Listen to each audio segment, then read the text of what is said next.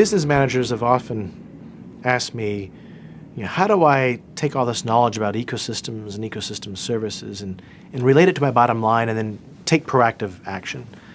What we found is that companies need to do a number of things. First of all, you need to become more aware and educated about ecosystem services. What are they? Why do they matter? What ecosystems provide them?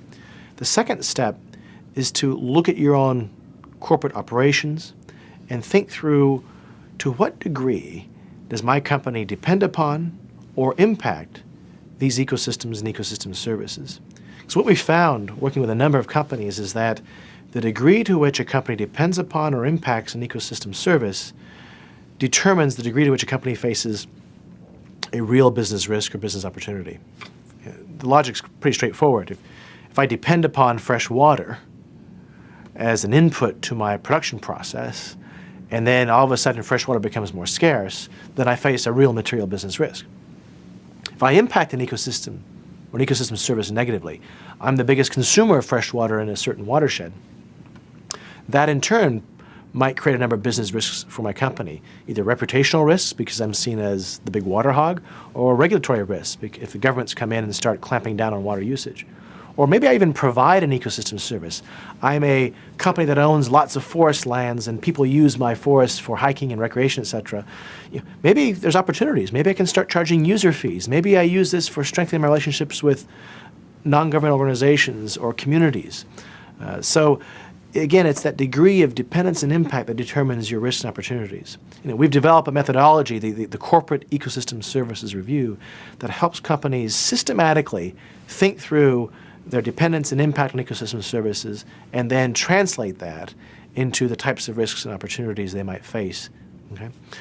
And once you've thought through your risks and opportunities, managers need to sit down and then think through, how do I manage those risks so I can minimize those risks? And how can I maximize those opportunities?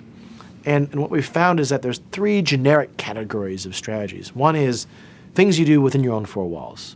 Internal operational changes, becoming more efficient in use of fresh water, changing manufacturing processes, changing your land management practices, you name it, introducing new products.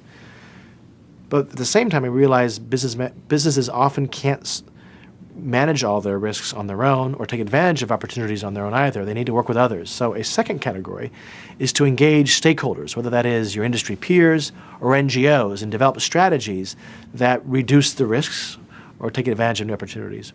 And finally, there's government engagement. Companies often, even if they engage with the industry peers, may not be able to solve the ecosystem threat they're facing. They need to engage governments, since in many countries governments own most of the ecosystems, or there's too often too many different landowners to engage one-on-one. You have to go through the government to come back to arrive at a solution that's a landscape level solution. And so the final step is to think through, for a company, is to think through how to engage the government agencies and their elected officials to put in place policies that align corporate performance with ecosystem stewardship.